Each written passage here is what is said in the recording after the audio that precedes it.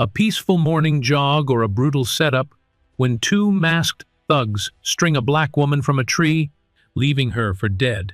They think they've silenced her, erased her, made her a forgotten victim. But what they don't realize is they've just ignited a fire that will burn through everything they're trying to protect. What follows is a relentless quest for truth and vengeance, tearing down layers of corruption and betrayal. And when the real power behind the attack is finally revealed, it's nothing short of shocking. Stay tuned, because this story will leave you speechless. Let us know what time you're watching and where you're tuning in from. Drop a comment below. We can't wait to hear from you. Dr. Eleanor Wallace stepped into the vast marble-floored lobby of Ashford University, her heels clicking with quiet authority. At 62, she had grown accustomed to the awe and resentment her presence evoked. To her supporters, she was a pioneer, an iron-willed black woman who had shattered the Ivy League's glass ceiling, becoming the first female president of Ashford University.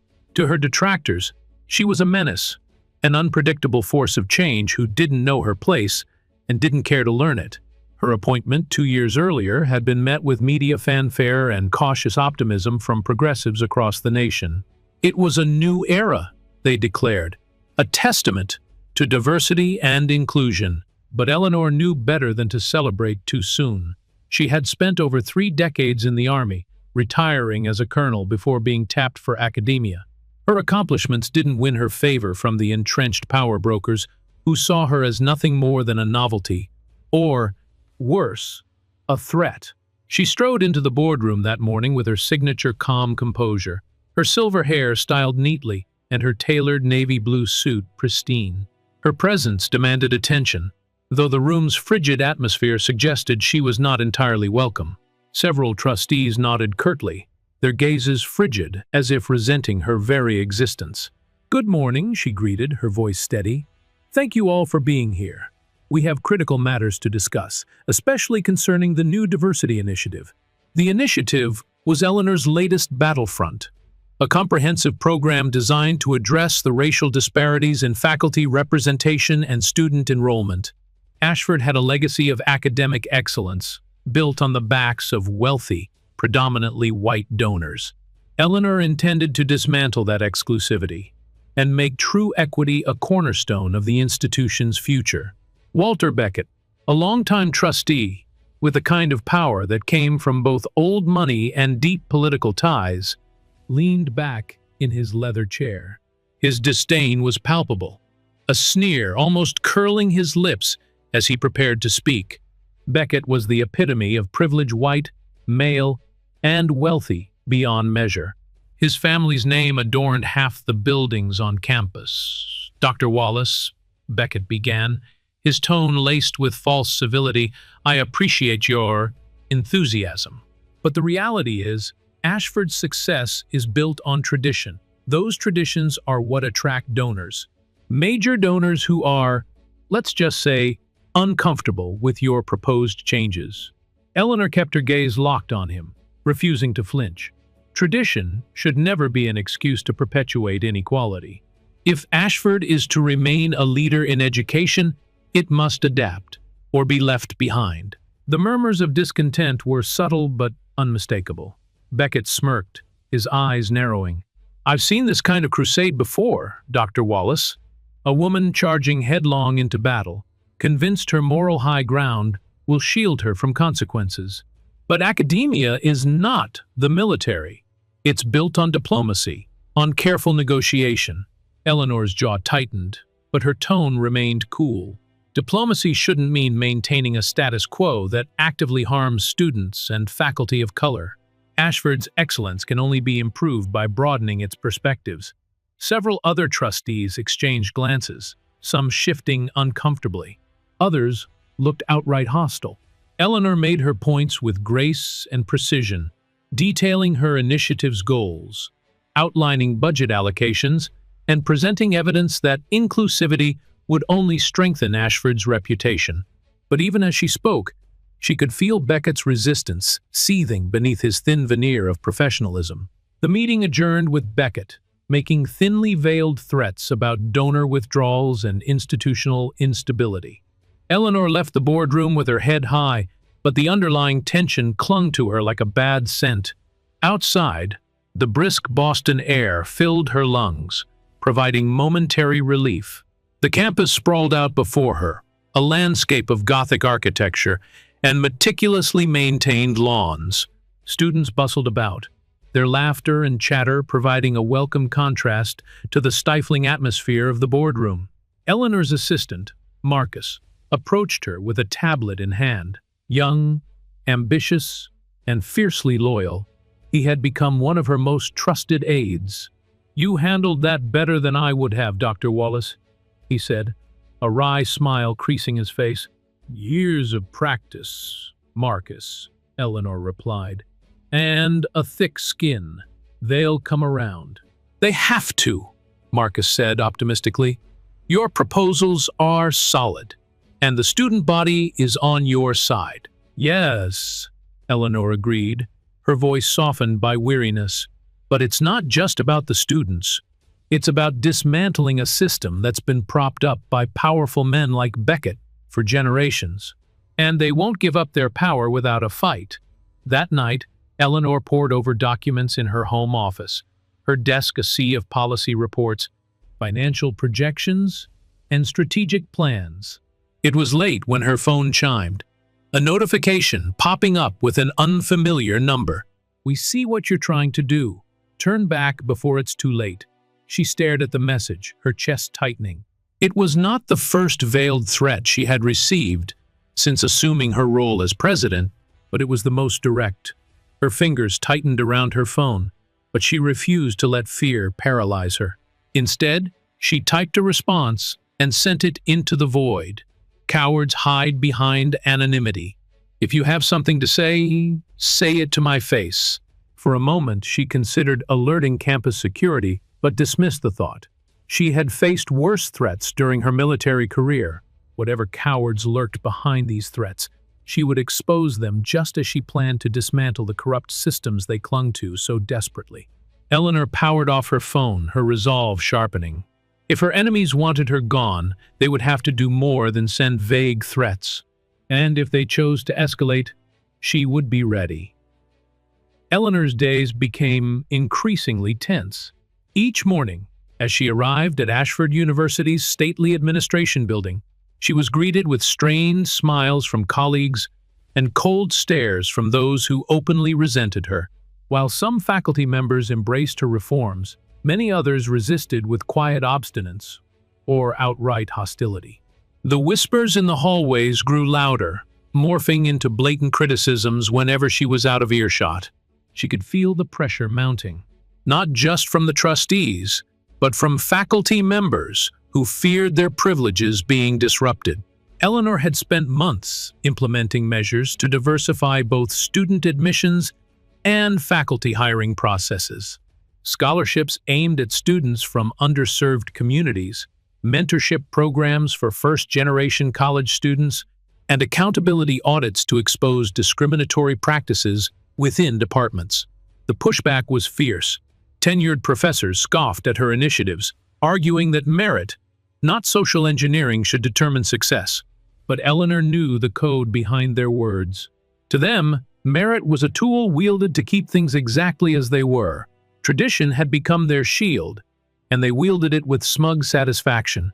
Eleanor's resolve only hardened. If their discomfort was the price of progress, so be it. She had spent her entire career facing resistance from entrenched powers, and she had never backed down. But this struggle felt different, more insidious. The threats began to escalate. It started with anonymous emails accusing her of destroying the university's reputation. Then came the late-night phone calls, heavy breathing, silence, and the occasional whisper of, "You don't belong here." Eleanor dismissed them at first. She had received far worse during her military career, threats that had real weight behind them. But when Marcus burst into her office one afternoon, his expression pale and stricken, She realized her situation was no longer confined to malicious words. "They slashed your tires, Doctor." "Wallace," he stammered. "All 4 of them, and they left a note." Eleanor stared at him, her heartbeat quickening. "Where's the note?" Marcus pulled a crumpled piece of paper from his pocket and placed it on her desk. The words were scrawled in thick black marker. "Get out before we make you." She felt a chill settle in her bones but kept her composure. "Have campus security been notified?" "Yes. They're looking into it, but I don't think they'll do much. The head of security is close friends with Beckett." Eleanor nodded grimly. Of course he was. She had suspected the security department of being compromised from the start.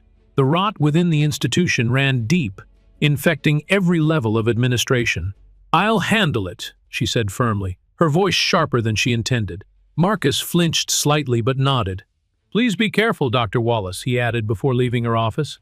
Eleanor pressed her fingers against her temples, the dull ache of frustration building into something more sinister. She had fought battles before, some on the battlefield, others in sterile conference rooms filled with men who dismissed her as a token diversity hire. But never before had she felt so surrounded, so isolated. That evening she drove home cautiously, her eyes flickering to the rearview mirror every few moments. The drive from campus to her townhouse in Beacon Hill was short, but the darkness settling over the city seemed unusually oppressive. As she turned onto her street, her phone buzzed. She glanced at the screen. Another message from the unknown number. "You're pushing too hard. Don't make us do something you'll regret." Her grip tightened around the steering wheel, her knuckles blanching. Anger bubbled up, thick and acrid. She refused to let herself be intimidated. Whatever coward was hiding behind these threats, they were trying to force her into silence. And she had never been the type to back down. When she reached her house, Eleanor double-checked the locks and poured herself a glass of wine. She sat at her kitchen table, her laptop open in front of her, emails and documents scattered across the polished mahogany surface. Her appetite was gone, replaced by a gnawing urgency to fortify her defenses. Marcus called later that night, his voice trembling. "Dr. Wallace, someone broke into your office. They trashed the place. Threw papers everywhere, broke your laptop. I didn't know if I should call the police or—" Eleanor cut him off. "Don't bother. Whoever did this probably has connections with the very people I'm fighting. So what do we do?" Marcus asked, desperation leaking through the phone. Eleanor paused. "We keep going. We double down. If they're this desperate to stop me, it means I'm getting close to something they fear. But your safety, I can take care of myself, Marcus." Her voice was steel. "I appreciate your concern, but right now we have to stay focused." He reluctantly agreed and hung up, leaving Eleanor alone with her thoughts. She stared at the shards of glass from a broken photo frame Marcus had brought home from her office. It had once held a picture of her with her parents, long deceased but forever etched into her memory. Their faces smiled back at her from beneath the fractured glass, a reminder of the resilience they had instilled in her from birth. The next day, Eleanor arrived at Ashford's campus to find a small group of students protesting in her support. Their signs bore messages of solidarity. "We stand with Dr. Wallace. Equality over tradition. Change must come." She felt a swell of gratitude, tempered by the knowledge that her fight was now drawing them into danger as well. Beckett's allies had eyes and ears everywhere. She couldn't be certain that their defiance wouldn't be met with the same violence directed at her. In the weeks that followed, the attacks continued. Her car was keyed, her office ransacked once more, and her personal email flooded with hate messages. Marcus discovered spyware installed on her computer, a blatant attempt to monitor her actions. Eleanor took to working from home, her townhouse now a fortress of security systems and reinforced locks. But despite the isolation, her determination never wavered. She would not let herself be silenced, not by threats, not by fear, and certainly not by cowards who hid behind privilege and power. What she didn't realize was that her enemies were preparing to make their next move. And it would be brutal. Eleanor awoke before dawn, her eyes snapping open, with the alertness of a soldier prepared for battle. Sleep had come fitfully, interrupted by nightmares that left her pulse racing and her sheets soaked with cold sweat. The threats had grown more personal, more menacing, and the paranoia she'd fought to keep at bay now loomed over her like a dark cloud. The city was still asleep as she laced up her sneakers and prepared for her morning jog. Running was her sanctuary, the only time she felt truly free from the pressures and conflicts that seemed to multiply by the day.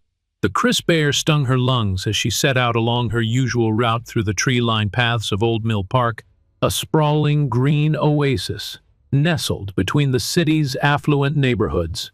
The park had always been a place of solace, its winding trails and scattered benches offering reprieve from the relentless grind of academia and bureaucracy. But this morning, something felt different. The quiet was too deep, the shadows too thick. She brushed the unease aside and quickened her pace, the rhythm of her feet pounding against the dirt path a comforting metronome. Her thoughts drifted to Marcus and the work piling up on her desk. The diversity initiative was gaining traction despite the mounting opposition, and her resolve had only grown stronger with every challenge hurled her way. But as she rounded a bend near the northern edge of the park, Eleanor's instincts prickled with a sudden, urgent warning. Her steps faltered, eyes scanning the darkness for signs of movement. The park was supposed to be deserted at this hour, but she couldn't shake the feeling that she was not alone. She resumed her pace, keeping her breathing steady, her senses sharpened. It wasn't the first time she had felt eyes on her during her runs. Twice last week, she had noticed a black SUV idling near the park's entrance. The windows were tinted so dark that she couldn't see inside, but the presence of the vehicle had unnerved her enough to alter her route home. Today, however, she had been too distracted by the mental fog of exhaustion to notice whether the SUV was parked nearby. Cursing her own carelessness, Eleanor pressed on, her feet carrying her deeper into the park's secluded heart. That was when she heard the footsteps. They were faint at first, almost imperceptible beneath the sound of her own breathing. But then they grew louder, their cadence matching hers like a distorted echo. She halted abruptly, her breath catching in her throat. For a moment, the world stood still. Even the wind seemed to die, the leaves above her frozen in place. "Who's there?" she called out, her voice a sharp, cutting blade. The silence that followed was suffocating. She glanced over her shoulder, half expecting to see some harmless passerby sheepishly apologize for startling her. But there was no one. Only the darkness, thick and impenetrable, stretching across the path like a living thing. Eleanor's fingers tightened around the strap of her water bottle. She took a tentative step backward, her senses straining to detect any movement in the shadows. The air felt heavier now, as though it carried the weight of unseen eyes. Suddenly, there was a rustling sound from the underbrush to her left. Eleanor turned, her body coiled like a spring. Two figures emerged from the darkness, their faces obscured by black ski masks.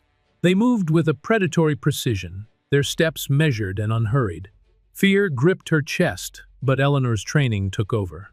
She planted her feet, her body bracing for a confrontation. "What do you want?" she demanded, her voice steady despite the terror coursing through her veins. Neither man answered. Instead, they advanced on her with a grim determination that left no room for negotiation. She tried to sidestep them, but one of the men lunged forward, his gloved hand clamping down on her arm with brutal force. Eleanor twisted, breaking his grip and shoving him away. But before she could pivot to run, the second man caught her from behind, his arm wrapping around her neck in a chokehold. She fought with every ounce of strength she possessed, her fists striking out wildly.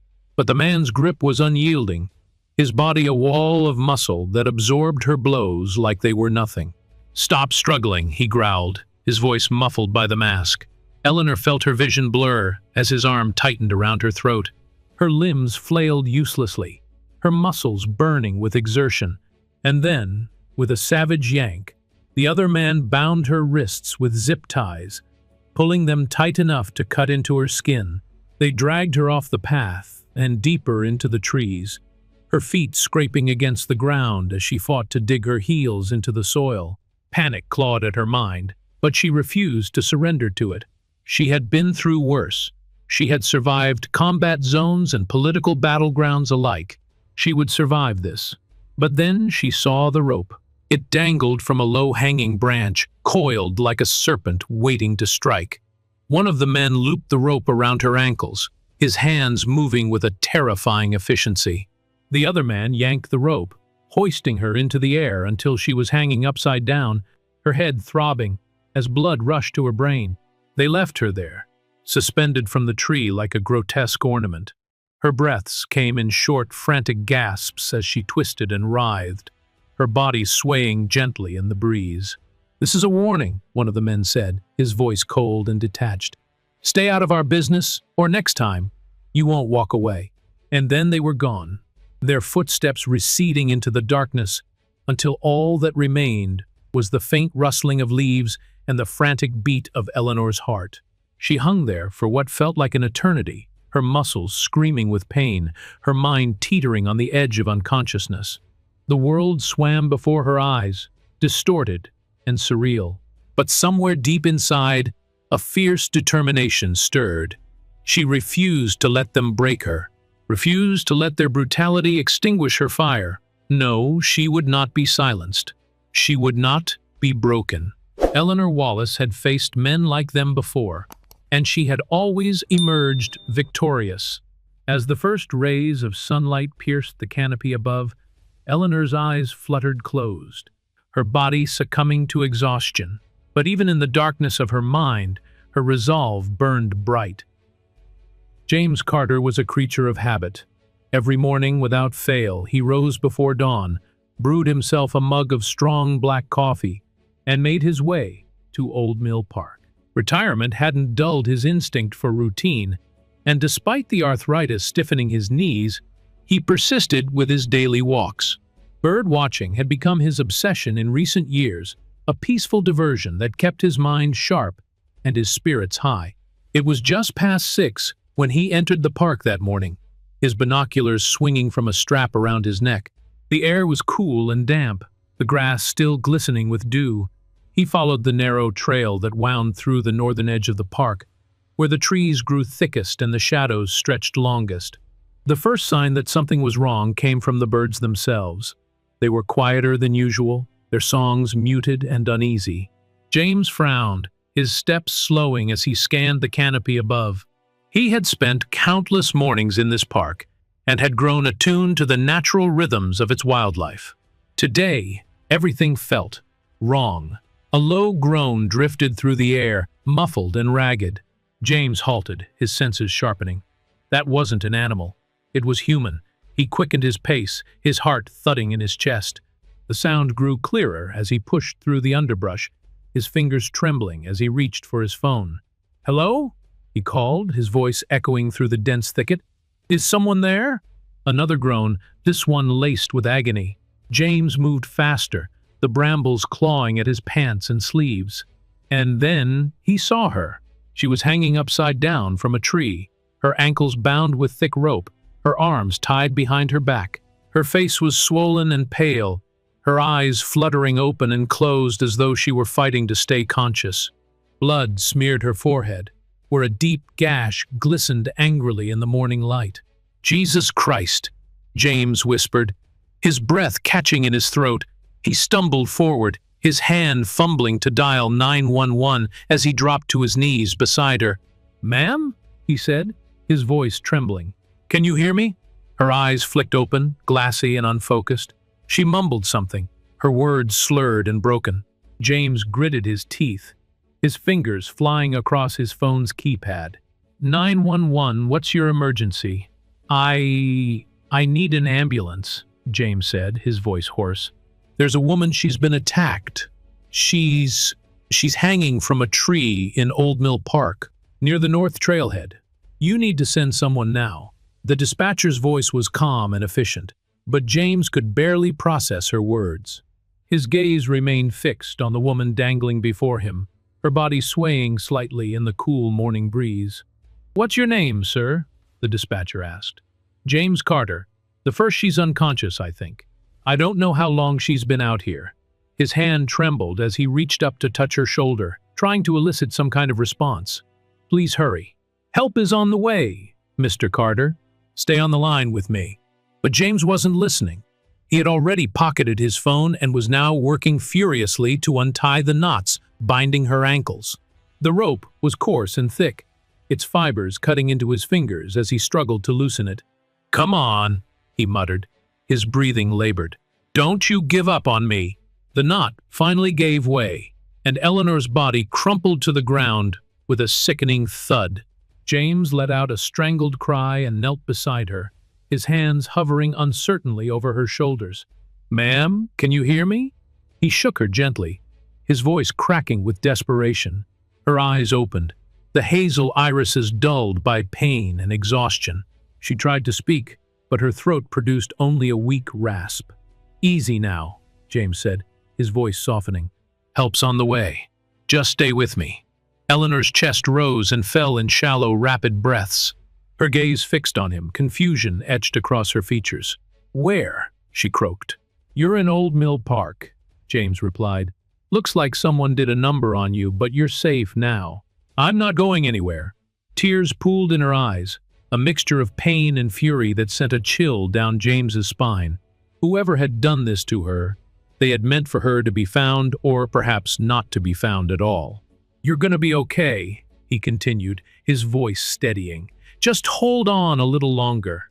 They remained like that for several minutes, James's hands cradling her shoulders as he whispered reassurances.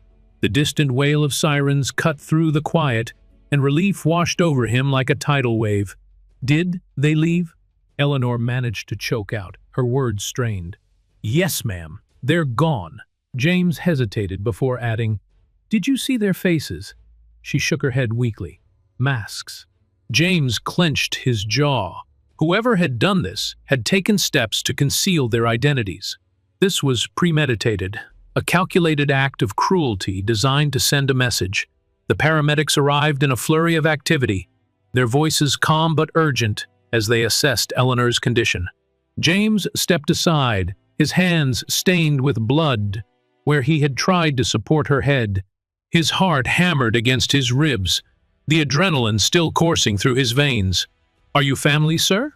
one of the paramedics asked, her gloved hands hovering over Eleanor's chest as she checked for injuries. "No, I found her. I was walking through the park, and—" James's voice trailed off, the weight of what he had seen crashing down on him. "Good thing you did," the paramedic replied. "You probably saved her life." James watched as they loaded Eleanor onto a stretcher, her limp form swaddled in blankets. Her eyes were closed now, her breathing shallow but steady. The paramedics exchanged clipped phrases, their efficiency a stark contrast to James's shaky hands. "Sir, are you coming with us?" one of them asked. James shook his head. "I'll meet her at the hospital." "Just take care of her, will you?" "We will," the paramedic assured him before climbing into the ambulance.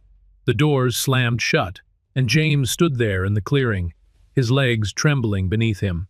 The birds had resumed their songs, oblivious to the horror that had unfolded beneath their branches. But James couldn't shake the image of Eleanor's broken body hanging from that tree. Whoever had done this was not finished, and the thought filled him with a cold, unrelenting fury. He pulled his phone from his pocket and dialed Marcus's number. He might be retired, but his instinct to protect had not diminished. If someone was hunting Eleanor Wallace, then they had just made themselves a dangerous enemy. The antiseptic chill of the hospital room was a stark contrast to the warmth of Eleanor's townhouse. She had awoken to the harsh glare of fluorescent lights, her limbs weighed down by both exhaustion and pain. Tubes and wires snaked from her arms, monitors beeping softly in the background. Her head throbbed with a relentless ache, but the pain was nothing compared to the fury burning within her. It had been 3 days since the attack, 3 days spent under observation, her injuries catalogued and treated with a clinical efficiency she resented. But more unbearable than the physical discomfort was the confinement. Eleanor despised feeling helpless, trapped within the sterile confines of her hospital bed like some fragile relic. She shifted her arm, wincing at the sting from her bruised ribs. Her muscles felt torn and shredded, her joints stiff and swollen. The doctors had told her she was lucky to be alive, but Eleanor had scoffed at the word. Survival wasn't luck, it was determination. She had clung to consciousness during the ordeal, her mind refusing to surrender even as her body strained under the brutality of her attackers. Marcus had been by her side from the moment she regained consciousness, his expression etched with worry. He had peppered her with questions, his words tumbling out in a frantic stream. But Eleanor had been too disoriented to answer, her thoughts a tangled mess of pain and rage. Now, however, her mind was clear, and she wanted answers. "They won't let you leave," Marcus said, his voice a low grumble as he perched on the edge of her hospital bed. "Doctors are saying you need more rest." "I've had enough rest," Eleanor snapped. "What I need is information. Have the police found anything?" Marcus hesitated, his gaze flickering away from her. "They're calling it an attempted robbery." Eleanor's eyes narrowed. "Robbery? Is that what they're going with?" "That's the official story." Marcus's jaw tightened, his fingers tapping anxiously against his thigh. "But you and I both know that's bullshit. Whoever did this, they weren't amateurs. This was planned, targeted. They left me hanging from a tree, Marcus," Eleanor said, her voice brittle with anger. "That wasn't a robbery. That was a message." Marcus nodded grimly. "And I doubt the cops are too eager to investigate. You've made enemies, Eleanor, powerful ones." "Beckett," she spat, the name leaving a bitter taste on her tongue. "His fingerprints are all over this." "Maybe. But if he's involved, he's covered his tracks well." Marcus leaned forward, his expression dark. "You need to be careful. They've already tried to take you out once. Who's to say they won't try again?" Eleanor let out a harsh laugh. "Let them try. I'm not backing down." "Eleanor, no!" She cut him off, her eyes blazing. "I've spent my entire career fighting men like Beckett. I'm not about to let a few thugs scare me into submission. If anything, this only proves I'm on the right track." Marcus sighed, his shoulders sagging under the weight of his concern. "You're stubborn as hell, you know that?" "I'm alive because I'm stubborn," she retorted. "And because of you. If you hadn't found me," his expression softened, "just dumb luck. I was bird watching, same as always. If I'd been 5 minutes later." "But you weren't," Eleanor interrupted, her tone firm. "You were there, and I owe you my life." Marcus shifted uncomfortably under her gaze. "Don't go making me out to be some kind of hero. I just did what anyone would have done." "That's not true," Eleanor said, her voice low.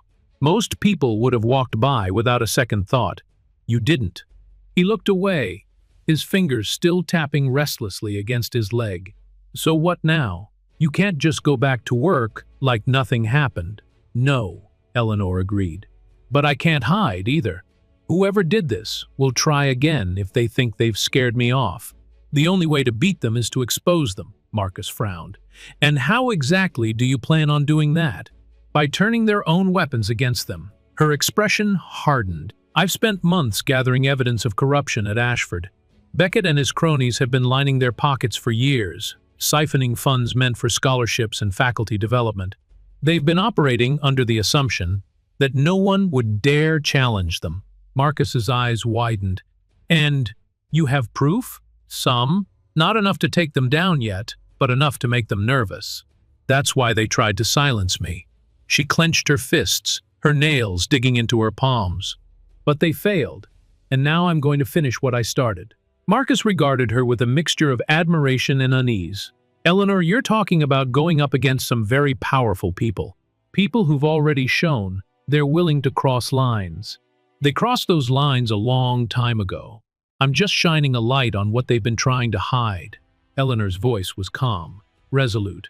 "And I'm not doing it alone." Marcus arched an eyebrow. "Who else do you have in mind?" "Amira Grant, the journalist who's been sniffing around the university's finances. She's sharp, relentless, and not afraid to ruffle feathers. I've already reached out to her, and she's eager to help." Marcus shook his head. You're serious about this? Deadly serious. Eleanor's eyes gleamed with a ferocity Marcus hadn't seen in years. I've survived their attempts to silence me. Now it's time to go on the offensive. Just promise me you won't do anything reckless, Marcus pleaded.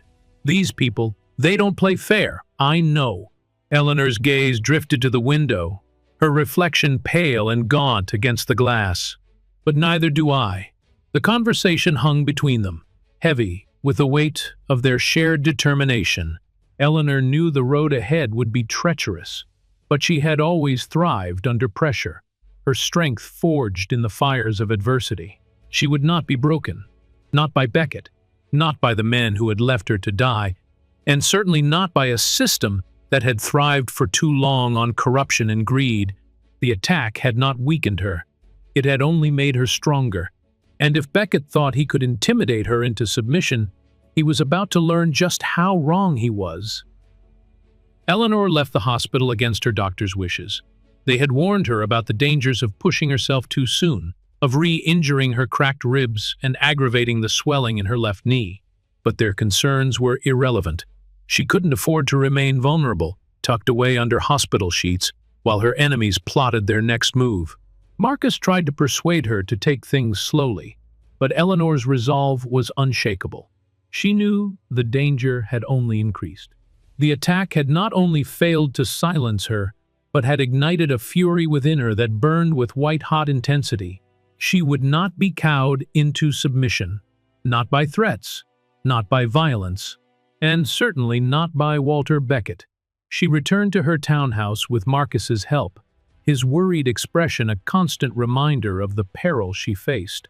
The neighborhood was quiet, its pristine sidewalks and manicured lawns a far cry from the chaos that had nearly taken her life. Yet, Eleanor felt no comfort from the familiarity of her surroundings. The enemy had invaded her sanctuary once before, and she would not make the mistake of underestimating them again. Marcus had installed a state-of-the-art security system while she was hospitalized, complete with motion sensors, high-definition cameras, and reinforced locks. But Eleanor knew all the technology in the world couldn't protect her. If Beckett decided to escalate, she would have to be smarter, quicker, and more relentless than he could ever imagine. That evening, she made the call she had been contemplating since the attack. Amira Grant picked up on the third ring, her voice sharp and curious. "Dr. Wallace, this is unexpected. I wasn't sure you'd want to speak to me after the last piece I wrote." Eleanor smiled grimly.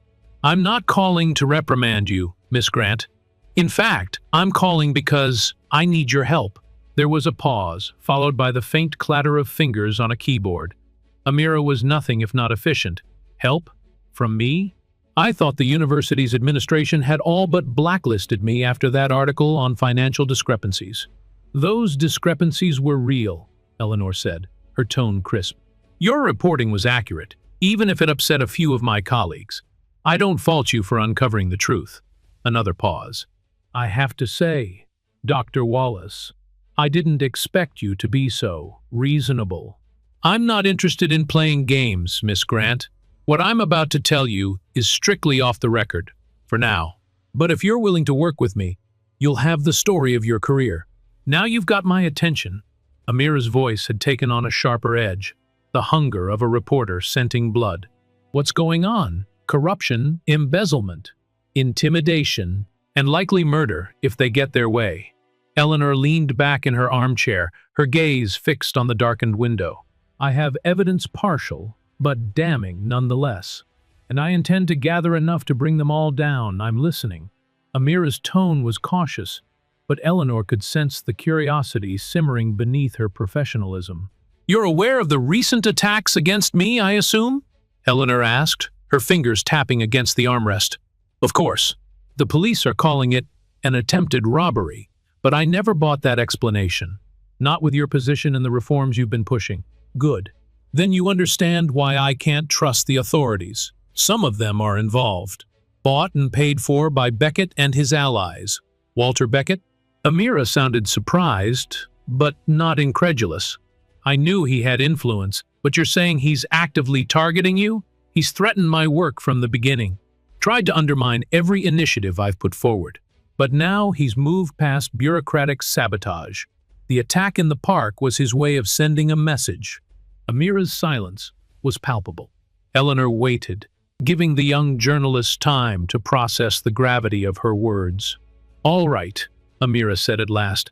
"I want to help, but if Beckett is as powerful as you say, this could be career suicide. Hell, it could be real suicide." "I won't lie to you," Eleanor replied. "The risks are considerable, but the reward is greater. Bringing down a man like Beckett would be a triumph of justice. And if you're half the reporter I believe you are, you're willing to take that chance." "I am." Amira's voice had lost its earlier hesitancy, replaced by a steely determination. "What do you need me to do?" "Help me dig. Beckett's network is vast, but he's left trails. Financial records, communications, questionable transactions that the board has conveniently ignored. You have sources I don't, and you're not bound by the constraints of institutional bureaucracy." "And what about you?" Amira asked. "What's your part in all of this?" "I'll be working from the inside, pressuring those I can influence, gathering evidence from those too cowardly to speak out themselves. Together, we can shine a light on Beckett's corruption. But it has to be done carefully, strategically." "Understood." Amira's voice was tight with excitement. "I'll start making calls, pulling threads. And Dr. Wallace, be careful. If Beckett is as ruthless as you say, he won't hesitate to try again." "I'm counting on it," Eleanor said, her lips curling into a cold smile. "Let him make his move. This time, I'll be ready." They ended the call, and Eleanor set her phone down with a sense of grim satisfaction. She had just recruited a powerful ally, one unburdened by the constraints of institutional politics and beholden to nothing but the truth. For the next week, Eleanor dedicated herself to recovery and preparation. Physical therapy became a daily regimen, each session pushing her closer to regaining the strength she had lost. Her ribs remained tender, but the pain only fueled her determination. She worked tirelessly, combing through documents and cross-referencing data points with Marcus's help. Amira, true to her word, provided a steady stream of intelligence.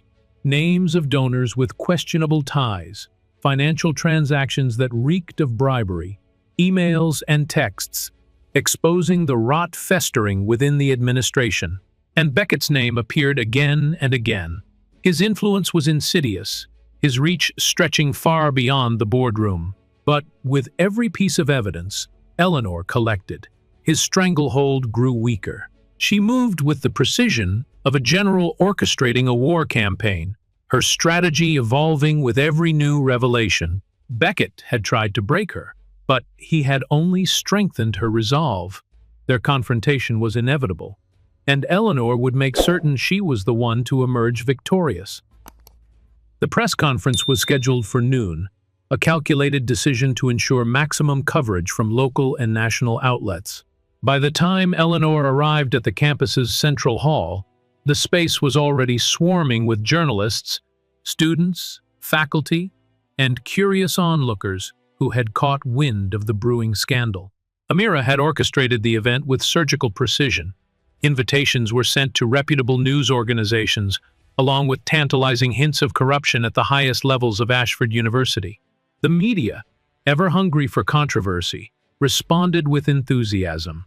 And though the board had attempted to shut down the event, Eleanor's status as president granted her enough authority to make it happen. Marcus hovered near the entrance, his eyes scanning the crowd with a mixture of concern and determination. Eleanor caught his gaze and offered him a reassuring nod. Her ribs still ached, her knee throbbed with every step, but the pain only heightened her focus. She approached the podium with the calm assurance of a seasoned commander. Her gaze swept over the audience, pausing briefly on the cluster of trustees seated near the front. Walter Beckett sat among them, his expression carefully composed.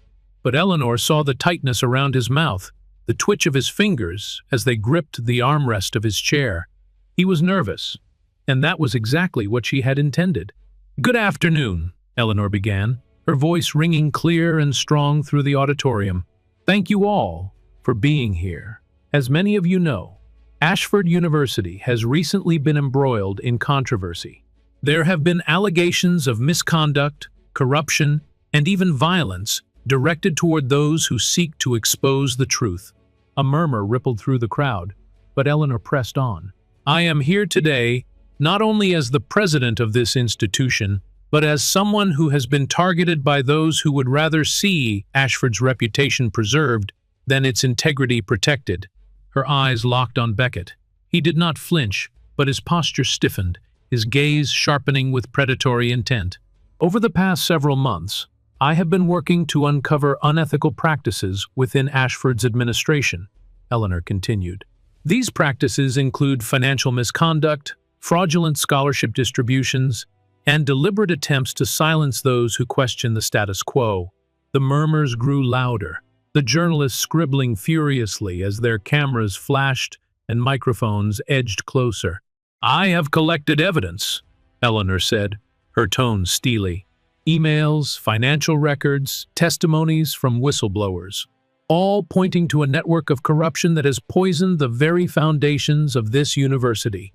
Beckett rose from his seat, his voice cutting through the din like a knife. This is outrageous, Doctor. Wallace, you are making baseless accusations with no regard for the damage you are causing to this institution's reputation. Eleanor met his gaze without flinching. What I am doing, Mr.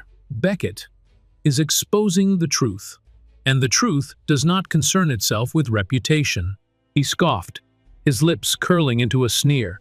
You've overstepped your bounds, Wallace. This is nothing but a desperate attempt to salvage your own reputation after your so-called war forms failed. Eleanor allowed herself a small, cold smile. If you believe that, then you have severely underestimated me, and the evidence I have gathered will speak for itself. Beckett's face darkened, his composure unraveling. You're playing a dangerous game, Eleanor, one that you are woefully unprepared to win. Maybe, she conceded, but at least I'm willing to play by the rules. Can you say the same? The tension in the room was palpable. The journalists sensed the electricity in the air, their cameras capturing every twitch, every glare. Eleanor could almost feel the weight of Beckett's fury pressing down on her, but she refused to yield. Amira stepped forward, a microphone in hand. Doctor, Wallace, can you share some of the evidence you've gathered? Specifically, the financial records you mentioned. Eleanor nodded. Certainly. I have provided copies of the documents to several trusted reporters, including Miss Grant here, who has been instrumental in assisting my investigation. Those documents will be made public immediately following this conference. Beckett's eyes flashed with rage. This is a witch hunt, nothing more than a pathetic attempt to tarnish my reputation. I am not interested in your reputation, Mr. Beckett, Eleanor replied, her voice steady. I am interested in the truth. And the truth is that Ashford University has been manipulated and exploited by those who care more for profit than education. What you're doing is reckless, Beckett spat. You're tearing down everything we've built. What you built, Eleanor corrected, was a facade, a monument to greed and corruption, and it's time that it crumbled. Beckett's composure shattered. He lunged to his feet, his voice a booming snarl. You have no idea who you're dealing with. I could destroy you with a single phone call. Then make it, Eleanor challenged, her eyes blazing. Go ahead, make your call, and let the world see exactly what kind of man you are. The room fell into a stunned silence.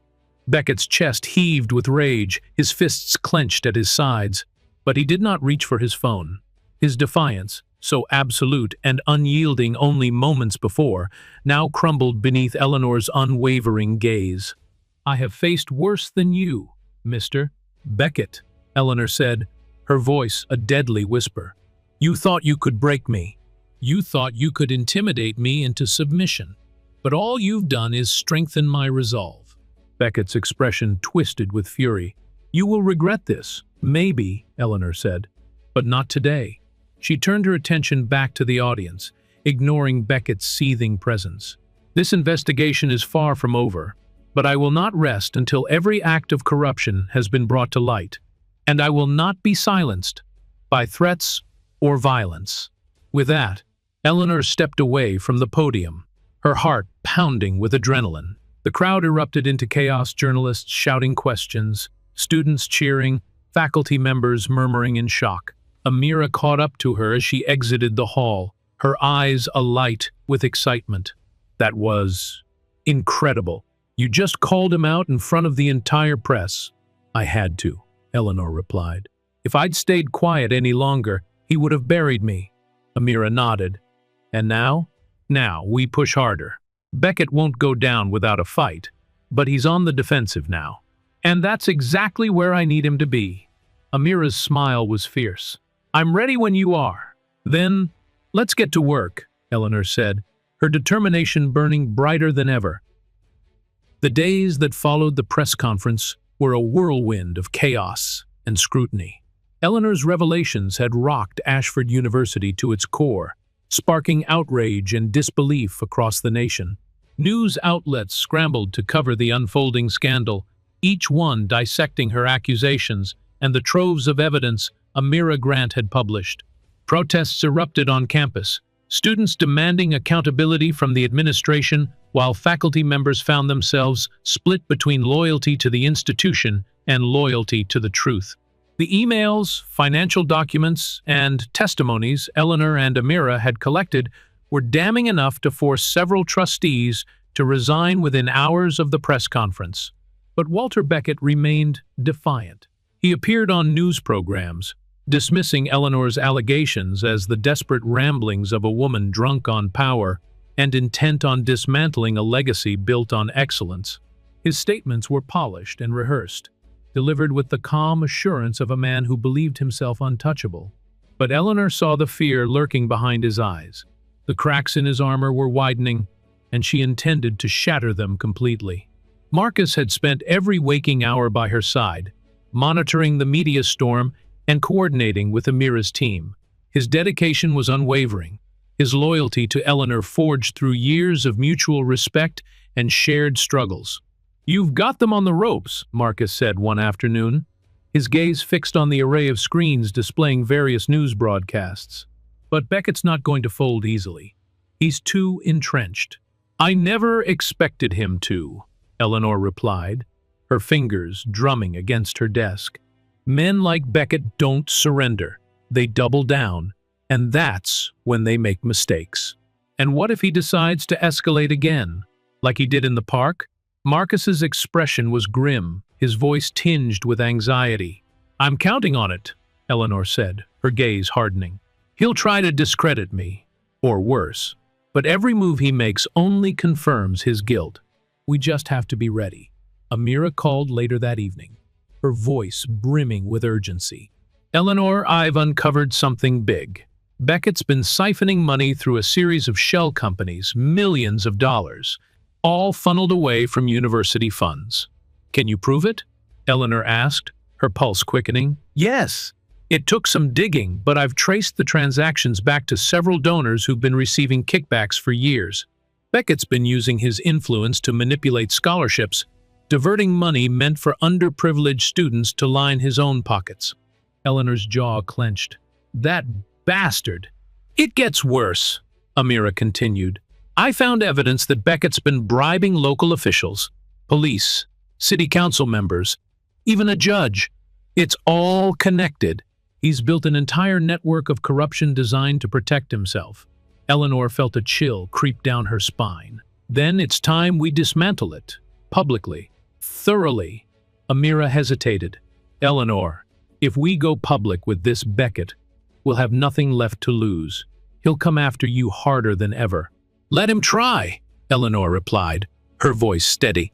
"I'm done hiding." The following morning, Eleanor held another press conference. This time, she presented the evidence of Beckett's financial schemes with the precision of a prosecutor delivering a closing argument.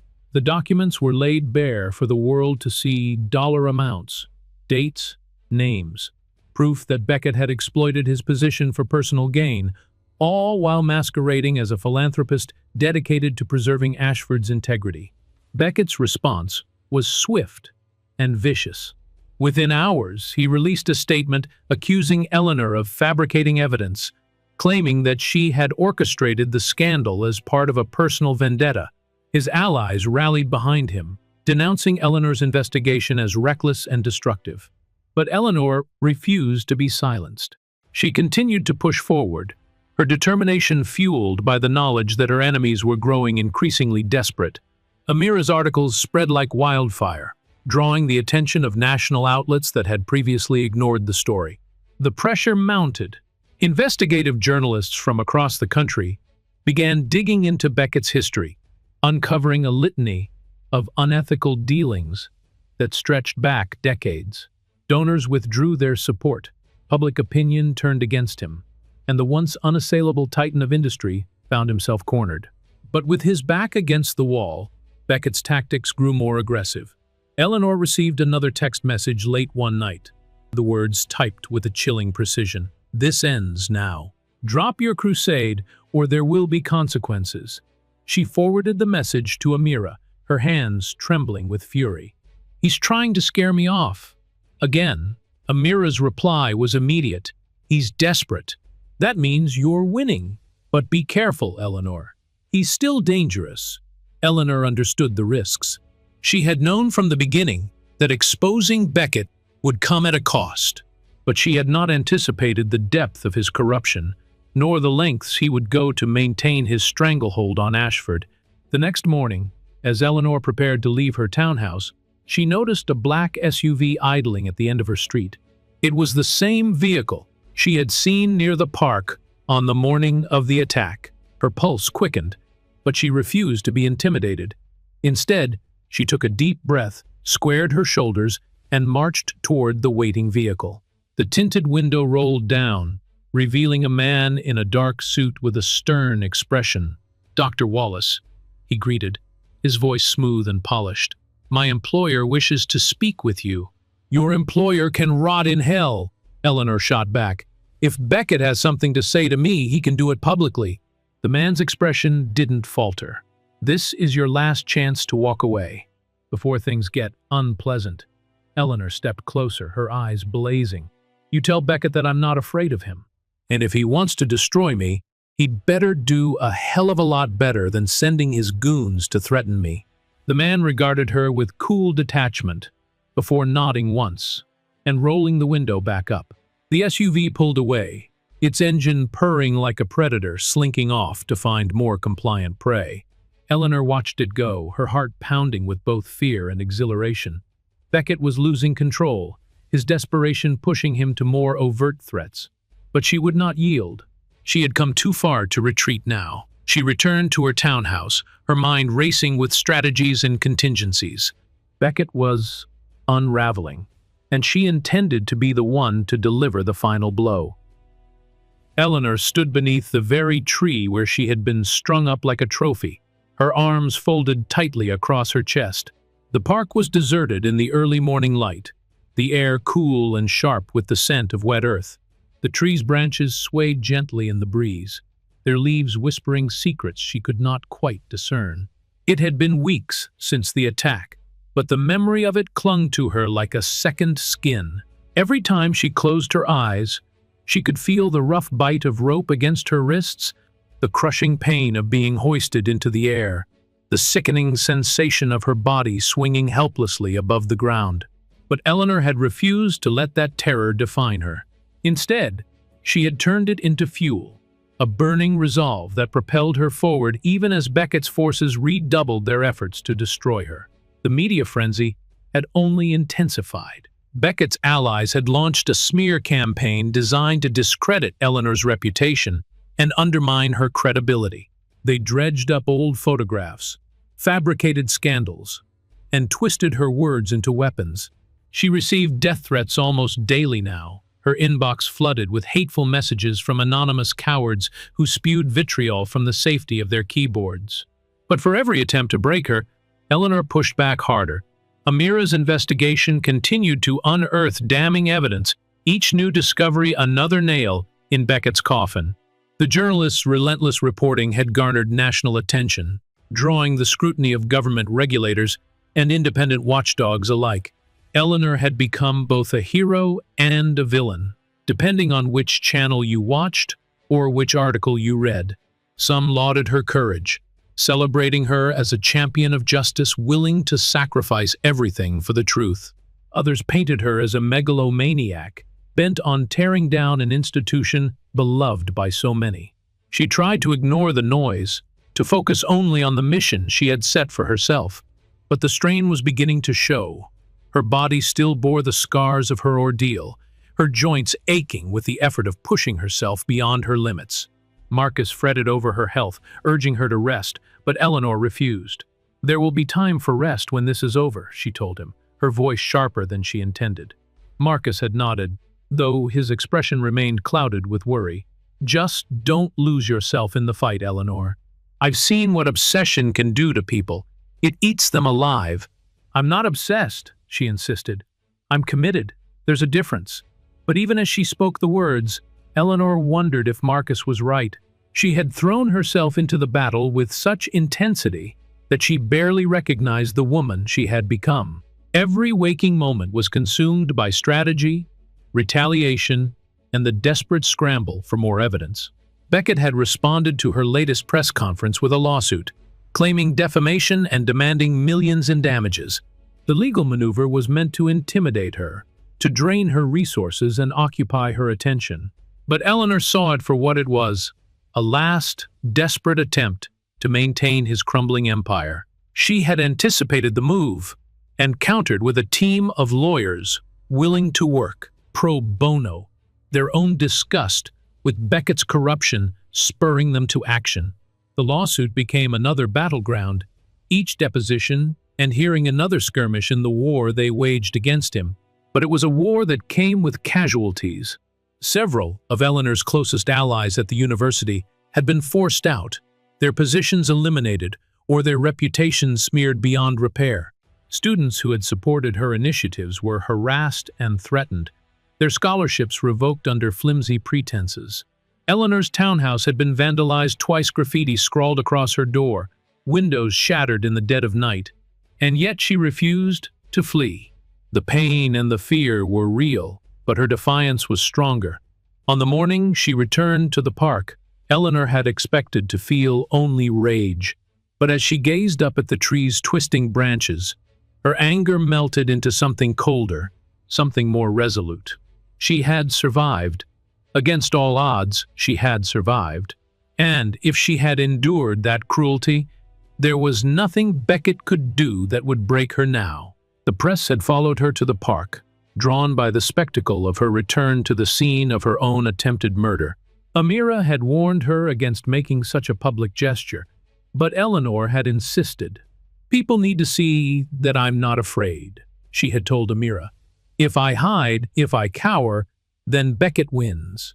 And I will not let that happen." So she stood there, her back straight, her chin held high as she addressed the cameras and microphones thrust in her direction. "What happened here was an act of cowardice," she declared, her voice clear and unwavering. "But I refuse to be intimidated. I refuse to be silenced. This tree is not a symbol of my defeat. It is a testament to my survival.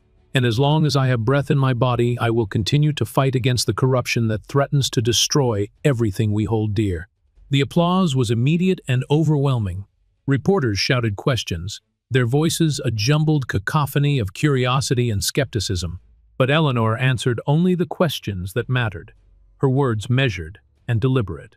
As the crowd began to disperse, Marcus appeared at her side, his expression a mixture of pride and exasperation. "You sure know how to make a scene," he said, his tone gruff but affectionate. "Sometimes that's the only way to be heard," Eleanor replied, her smile faint but genuine. "You're not done, are you?" Marcus asked, though the answer was already evident in her eyes. "No," Eleanor said softly, "not even close."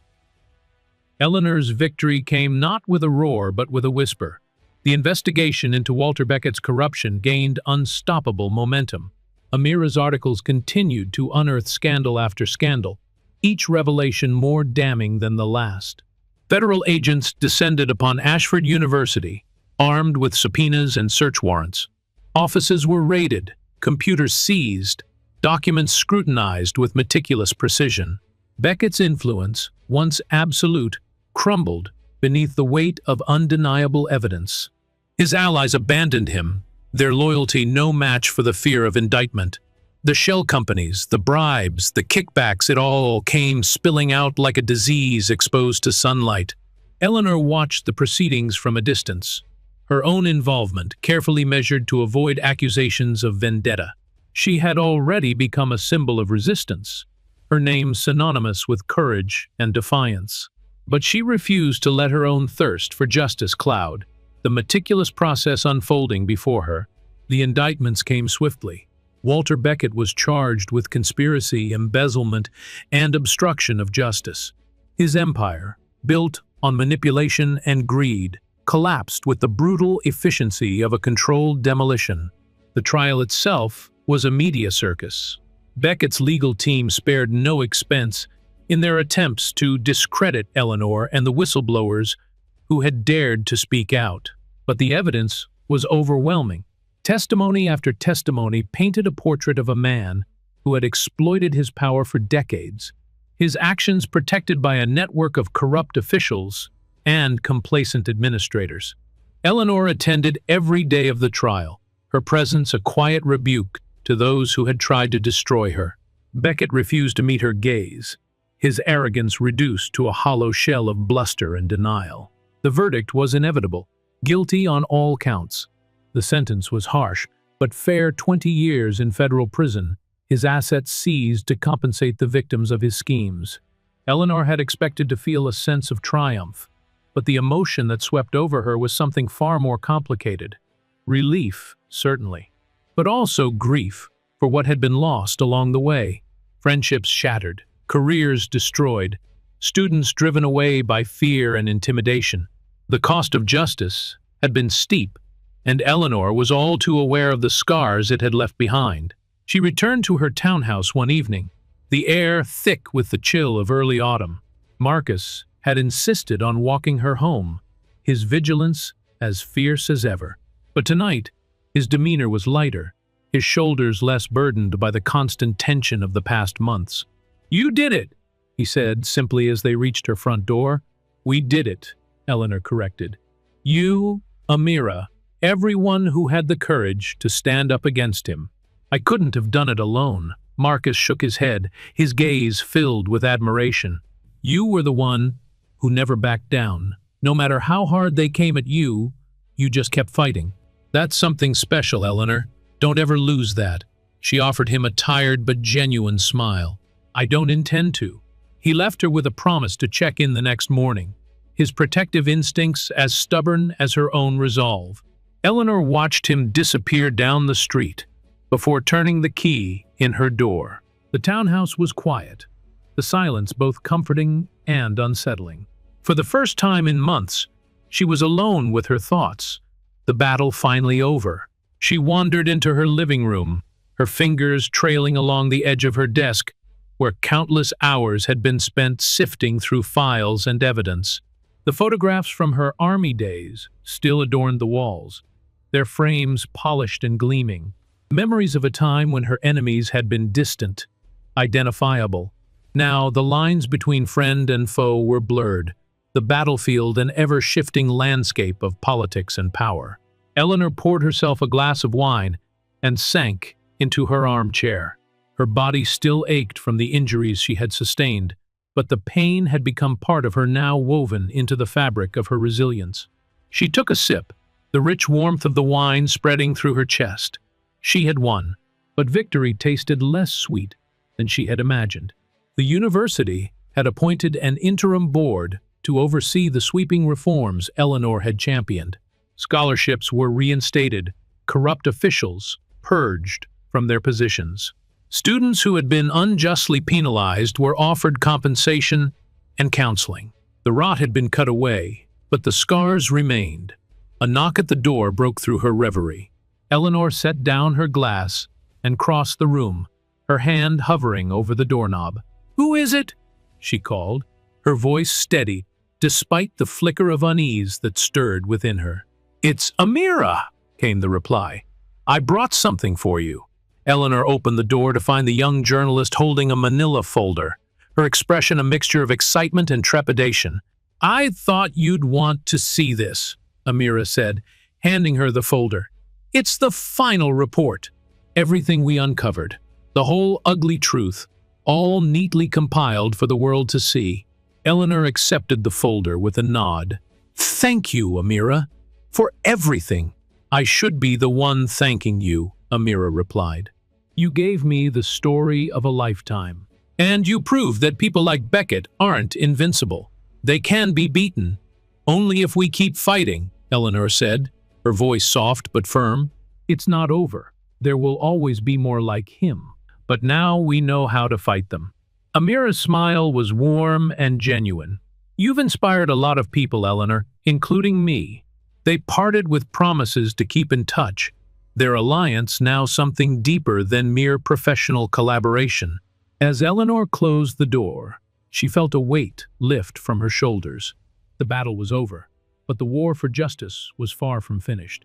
She returned to her chair, the manila folder resting in her lap. She would read through the report later, when her mind was clearer. For now, she allowed herself a rare moment of peace.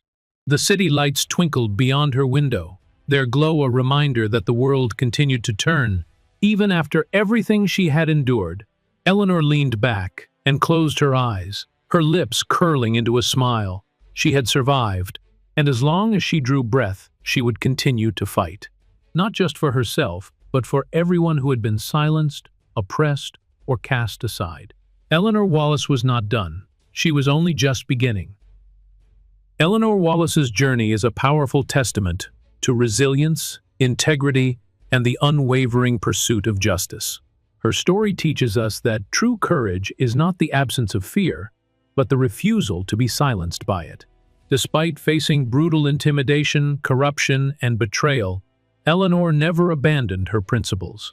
Instead, she transformed her pain and anger into a force for change, standing tall against those who abused their power. For seniors who have weathered life's harshest storms, Eleanor's struggle resonates deeply. It's a reminder that experience and wisdom are strengths, not burdens. That the fight for justice, dignity, and truth is never truly over, no matter our age. Eleanor's resolve proves that standing up for what's right often requires sacrifice, but it also brings fulfillment and healing. In life, we may all face moments of injustice or betrayal. Eleanor's story urges us to remain vigilant, to challenge corruption wherever it appears, and to support those who have the courage to speak out. It reminds us that every voice matters, and that it's never too late to make a difference. If you found Eleanor's story inspiring, don't forget to like, share, and subscribe to our channel. Join our community of strong, passionate individuals who believe in fighting for justice and uplifting those who dare to make a stand. Your support helps us continue sharing powerful stories like this, stories that encourage resilience, courage, and the unwavering pursuit of truth.